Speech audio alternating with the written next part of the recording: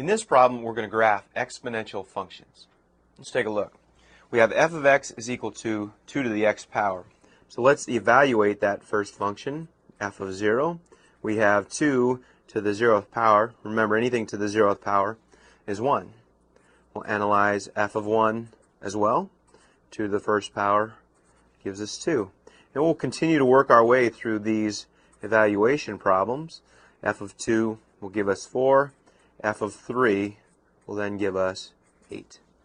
Now let's do the negative domain values. F of a negative 1 give us 2 to the negative first, which is 1/2.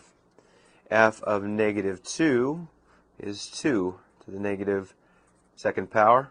That will give us a value of 1/4. And similarly, f of a negative 3 will give us 1/8. So these are the values we're going to use to graph the exponential function 2 to the x power. I'm going to do that in red over here. We have 0, 1, 1, 2, 2, 4, and about in there, and 3, 8. On the left here, at negative 1, we're at 1/2, and it begins to get a little difficult here as we graph these problems, negative 2 and 1/4, so on and so forth.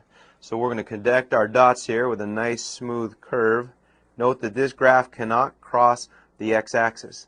The x-axis for this problem is known as a horizontal asymptote. So there is f of x graphing the exponential function 2 to the x. Now that we have the graph of f of x, let's use that to graph g of x. Let's take a look. G of x is the exponential function 2 to the x plus 1 power. And notice in here we have a plus 1 in the exponent.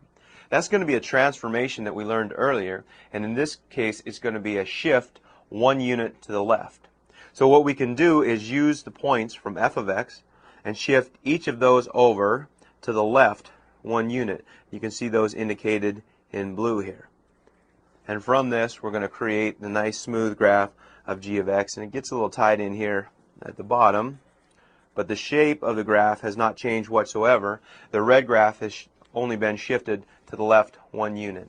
And from this we can see a nice graph of g of x, the exponential function 2 to the x plus 1 power.